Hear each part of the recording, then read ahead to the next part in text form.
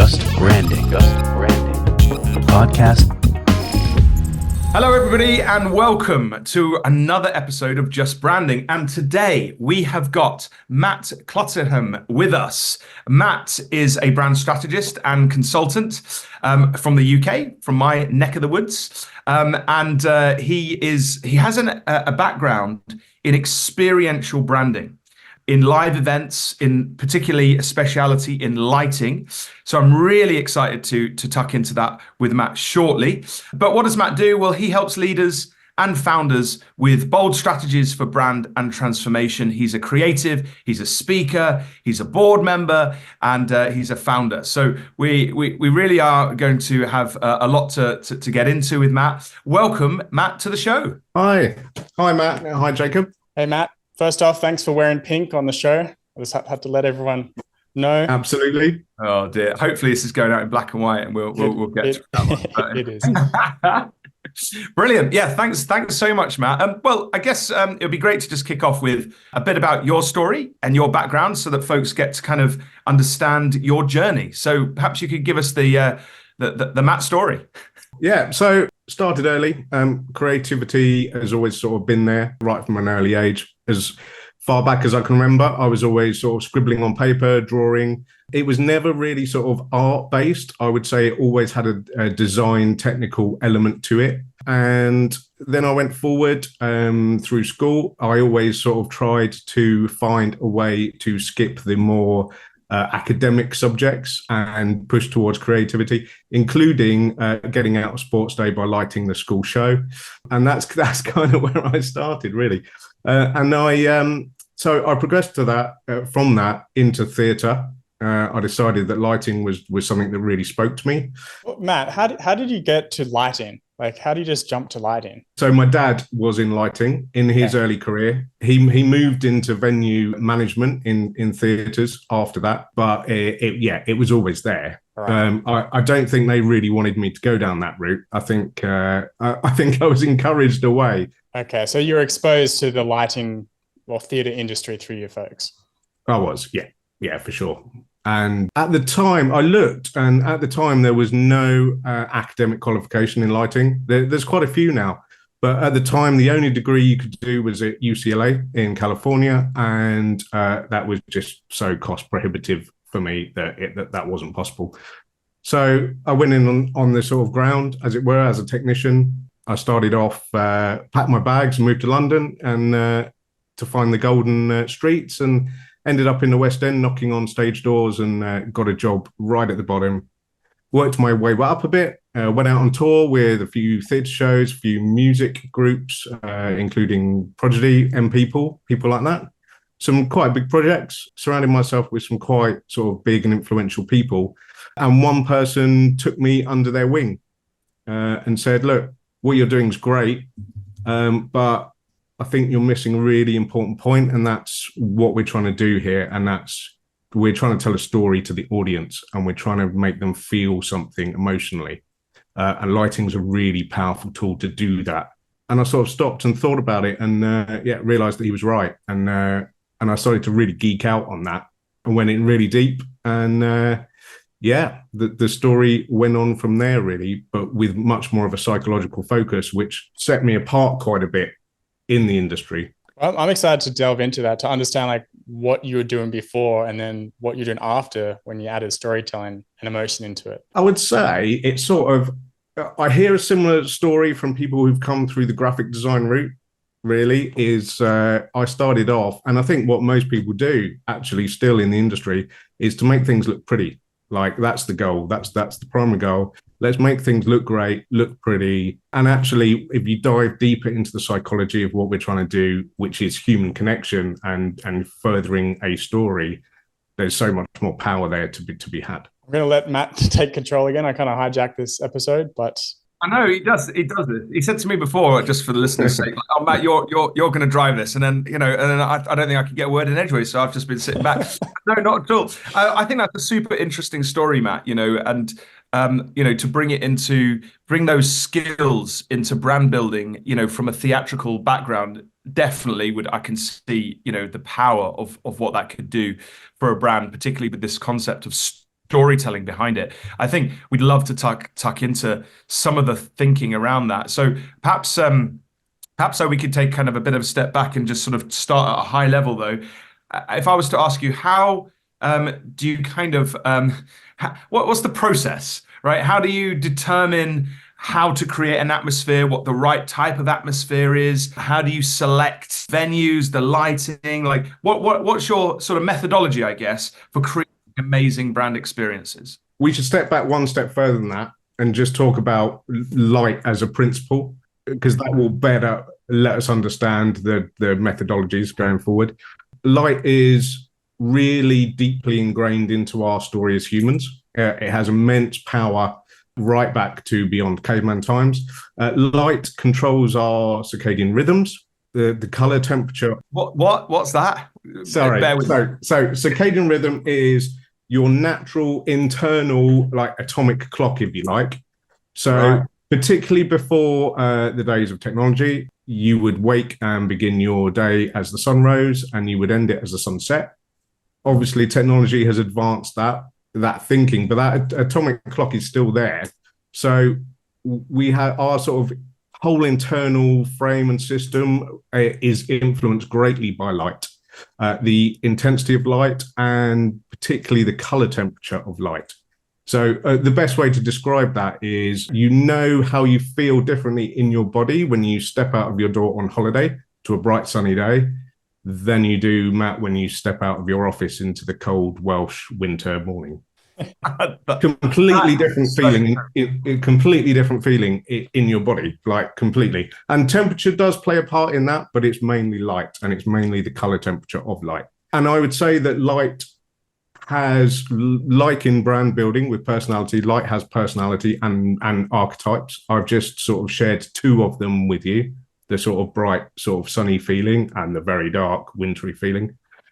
When we know that we have that sort of ingrained influence over someone's feelings, and when we know what types of light quality and color temperatures affect those moods, then we can create them intentionally, so that we can use that to further storytelling and further focus and the sort of emotional connection with the audience, because we can literally make them feel something. Amazing. So I guess the way we start is to understand. I like to ask lots of questions. That's really helped then moving across into brand strategy, obviously. But I always start with two questions: is what's the story we're trying to tell, and what do we want the audience to feel? And in the feeling side, what journey are we taking the audience on through this story? Because the most powerful stories have peaks and troughs and highs and lows, and we can really help with that with light, the same way that you do with music. Music and light are very closely ingrained together in how they affect us emotionally and psychology. And do you mainly look at this on a campaign, event by event basis, or do you ever kind of brands come and say, you know what, like, create us like a light strategy or an emotion strategy that we'll roll out across multiple venues at multiple times? Like, how do you sort of attack it? Yeah, so it has always tended to be campaign by campaign and event by event. But I've generally found that when I've started to work with a brand, then wanted me to do their events going forward, so that there's a through line through that. So where there's no sort of formal written strategy, if it's me on the project, there will be a through line. Yeah, makes sense. So you ask those questions. So let's do a hypothetical exercise, right? Would you open to play this with me? Absolutely. So let's imagine I am a luxury watch brand, right? I'm a brand manager for a luxury watch brand, and I am selling to, it's luxury, so I'm selling to glamorous people, okay? And I've got a venue in, let's go Milan. Why not, right? So we're in Milan. We've got a lovely venue. It's a modern. It's an art gallery, okay? But we've hired it for a few days. We're going to put a full event on. We're going to have all the designers there. We're going to have celebrities turn up, all that stuff. I call you in. I say, Matt, this is the story, right? You ask me those questions. So I guess what I would say is, the journey we're bringing people on is that we want them to feel really excited and inspired by the detail in our watches, and we basically want them to feel like uplifted. We're going to have probably have champagne and stuff like that around. That's what I'm imagining. What other kind of questions might you ask, and then how would you take that forward? Okay, so I'd want to know the kind of flow of the day or the evening, so that I can understand where we need to put the peaks and where we need to put the troughs. I'd want to know what is our key. What do we want to focus most attention on? Because light also has a very powerful psychologically way of focusing attention. An example of this is if you had 200 people on stage in a dark room and you lit them all evenly, if you increase the intensity of light on one of those 100 people, 98% of the audience will only focus on that one person. Wow. Which I find truly staggering, but it's another way that we have focusable attention. In film, you would use or TV, you use the camera to focus the audience's attention exactly where you want it for every frame. In a live experience, you can't do that, so we use the intensity of light and dark. So I'd want to know what the focus was and what products we'd have in the room that we wanted to focus attention on and when. Just in sort of general terms, I would say high luxury normally in an event and lighting context means high contrast. Mm-hmm. So I would want to have a lot of darkness in the room because that's as powerful as the light. The negative space is as powerful as the positive. And I'd really want to bring it down to focus on the product. Nice. Yeah, brilliant. I mean, I don't know how far we can take this, but I'm just like imagining, right? Okay, so we've got like the entrance experience. We're going to have people coming in. It's going to be, let's take it in the evening. We're going to have like gallery style with the watches in the little cabinets around the room. But then we're going to have drinks and champagne. And then at some point, we're going to have a brand video that's going to launch our new season of watches, right? And we are going to have a couple of speeches. And then models are going to walk around the room and mingle with the crowd, and there'll be nibbles, and then it'll be, I don't know, that'll be a lovely sophisticated evening, and then we'll finish at about 11 o'clock. What do you reckon? So that would be my sort of brief, and then what you would go around and think, okay, so as you say, peaks and troughs. That whole experience, I guess, would you map it out? Would you walk through it and then kind of plan all of that side and create a full experience, immersive experience, I guess? Do you ever do music as well in this, or do you partner with somebody else to do? I do work closely with music quite a lot of the time in the live event space because they are so powerful together. I don't do it myself, but I would work with a composer or an arranger who was already working with the client. Same with the room design. There will generally be another designer who's dealing with room design, and so it's a really close relationship of collaboration between us two as well. We always have to deal with what I call the branding police, who will basically just want the space lit in the identifiable brand colors from the style guide, which doesn't really work in a lighting and live context. But Jacob, no pink for you, mate. Yeah, that's it. Pink's one of the ones that does actually. You're good there, Jacob. Don't tell him that, Matt. He's gonna know. Well, there are several examples where the branding police will, hand me a style guide and say you can only use these colors, and I'm like, yeah, great, but if you look at the breakdown of those colors, they're 80% black content, which is basically lights off. So Matt, what do you want me to do there?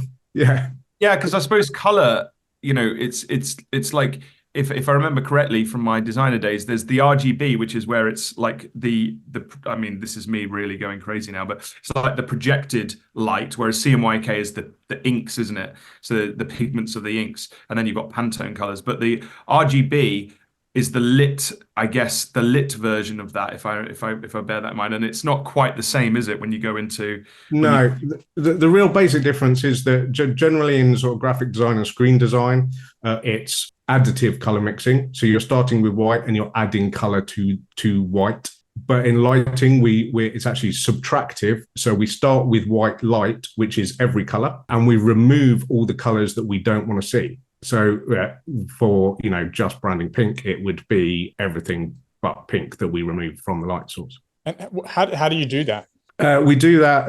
There's a number of ways. LED technology has simplified that down for us. But in the old days, which aren't that long ago, it would be through sheets of coloured acetone. And a bit like the Pantone library, we would have a library of different tones, hundreds of thousands of them. And we would order that and cut them to size, and they would go in the front of the lights. So they're not using that anymore. It's more LED. Less and less. Yeah, technology has moved far more to LED because it gives us more creative freedom on site. I suppose you can tweak it then, can't you? There and then, if necessary. Absolutely. And you can vary it over the course of the event. Whereas graphic design is 2-dimensional, spatial design is 3-dimensional, lighting design is 4-dimensional because we've also got the timeline. Yeah. So it's not a static visual that we're ever looking at. It's constantly evolving.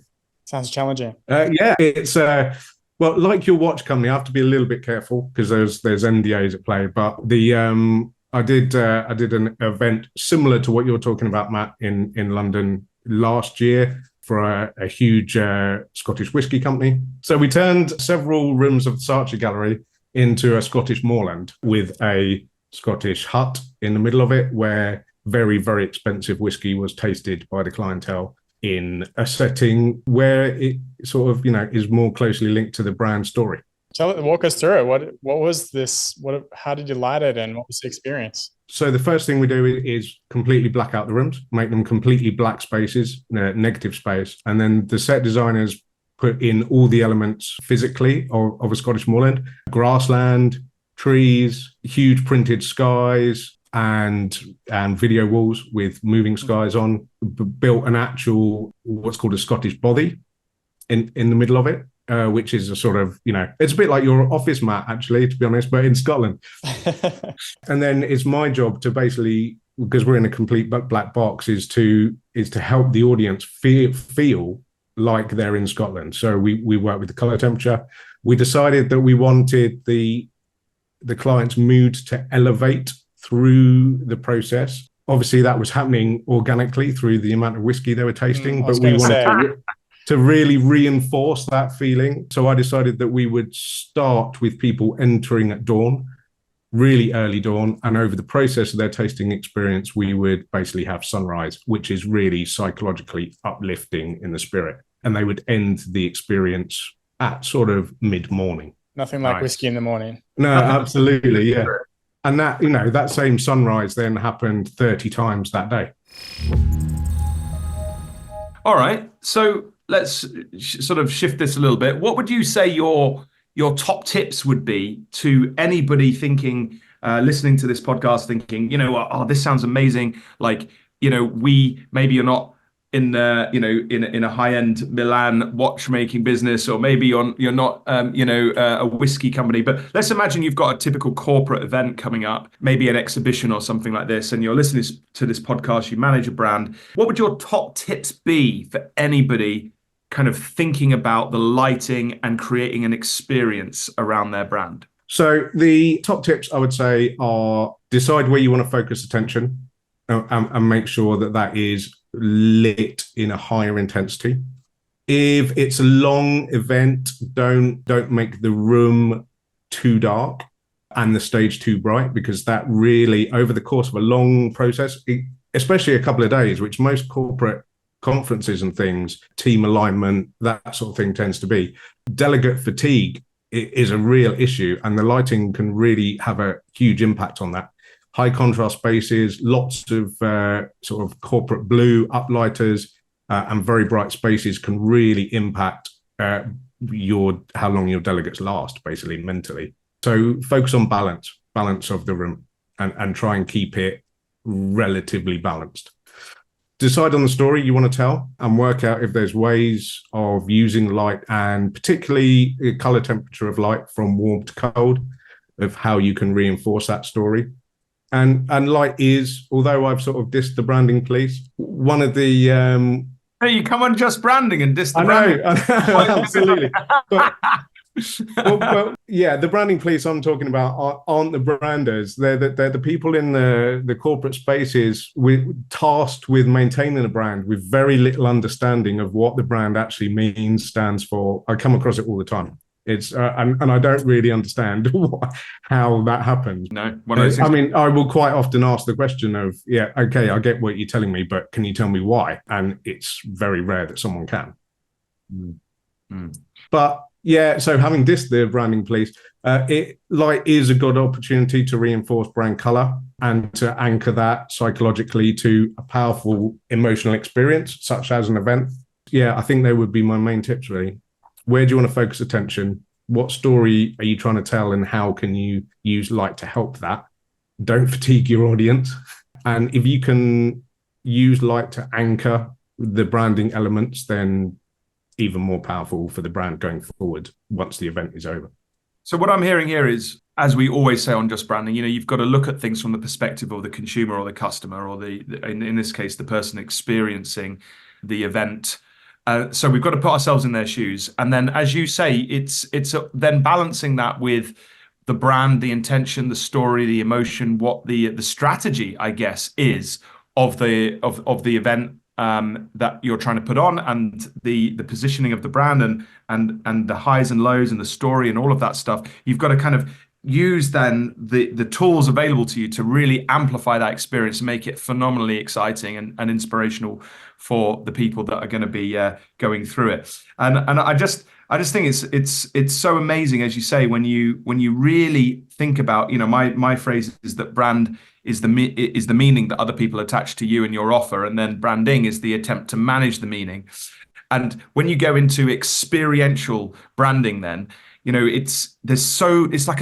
you say, it's like 4 dimensions. There's so much that people should be considering and thinking about to really create those amazing experiences. And we've touched on a couple of examples of very high-end brands, and my kind of lesson I'm taking away from that is, look, if luxury high-end brands take all of these things so seriously, right, why don't you, right, in whatever brand you're managing, take those things really seriously and consider the canvas that you've got, which, as you say, is like, it's time, it's light, it's sound, it's the whole thing. And thanks so much for opening that up. I think that's such an interesting kind of thing for everybody to think through. There's a lot more to this than meets the eye, if you like. For sure. But I think the basics of it is, I think the three of us would agree, and I think most of your audience would agree, that if we understand brand as the gut feeling that someone has about your product, service, etc., then I can't remember the exact percentages, but you get a certain percentage of engagement by reading something, by watching something, by doing. The highest by far every time is if you experience something firsthand. And if we can really amp up the emotional connection of that experience to the person, that leaves a huge legacy for the brand going forward, as long as it's positive. Yeah, I always find it quite bizarre that, a lot of retail experiences are exactly the same, right? I do find it strange that, there's probably loads of opportunity, I would always think, in retail. Because there's some norms, isn't there? Some expected norms.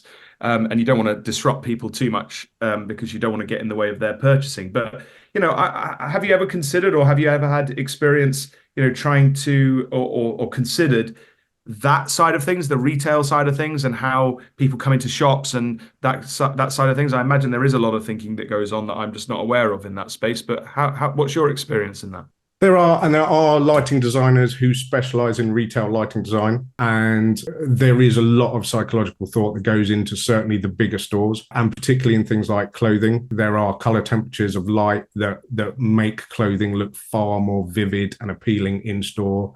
You will probably recognize the experience of buying something in store and think that's awesome, and getting it out into daylight and going, "What? That's not quite the same."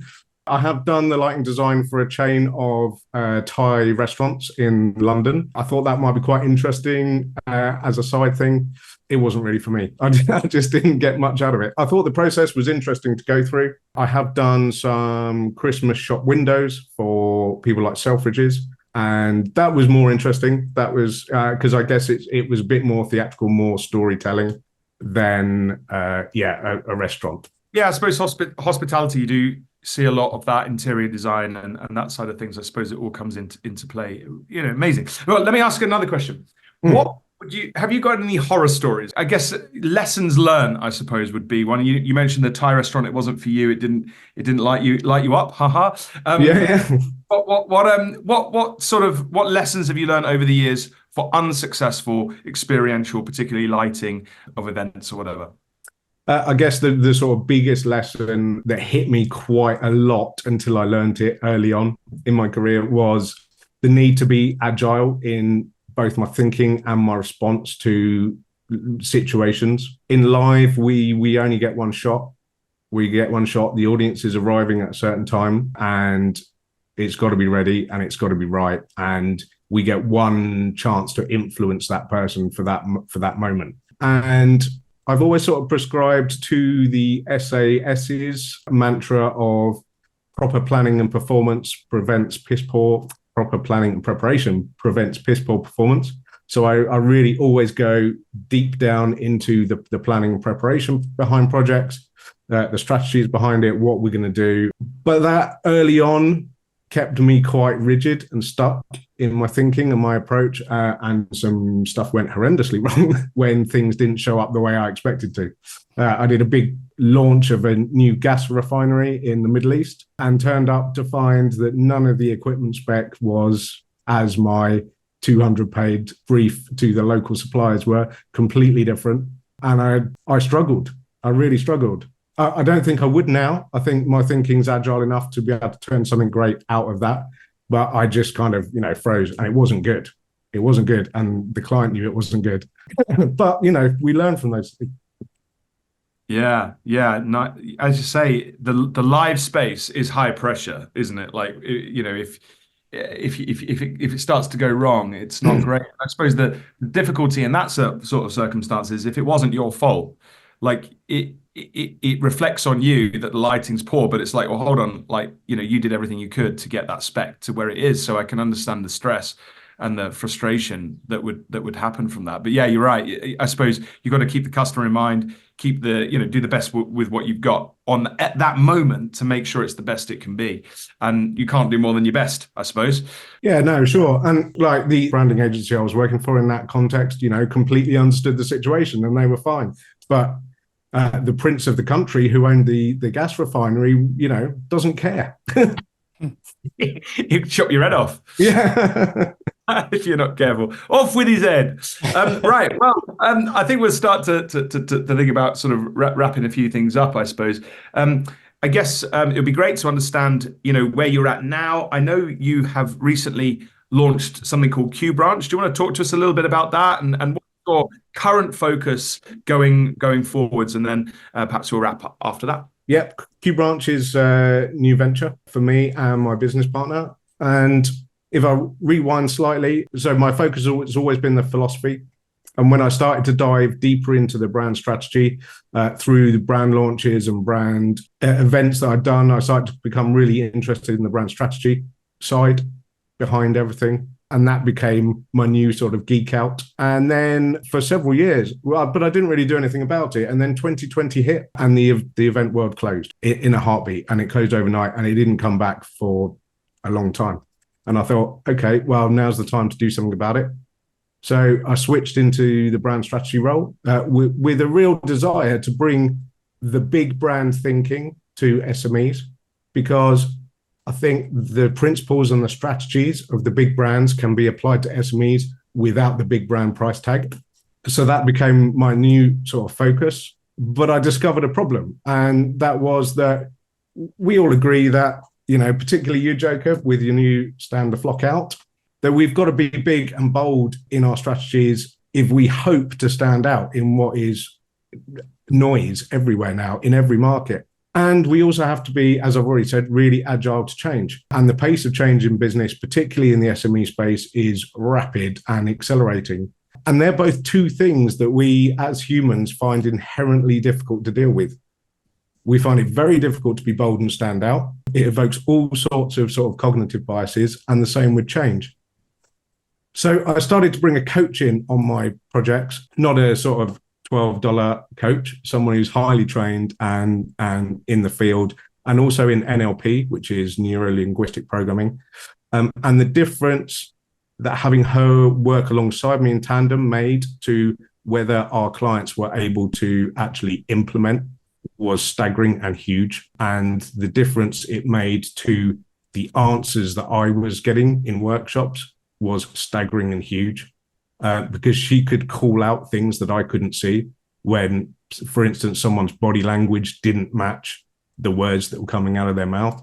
And we could deal with those situations there and then, which I couldn't do on my own. And many clients just started saying to us, the difference you're making, the two of you together, is something we've not experienced before. And we think more people need it. So, that's all the cue I needed, really.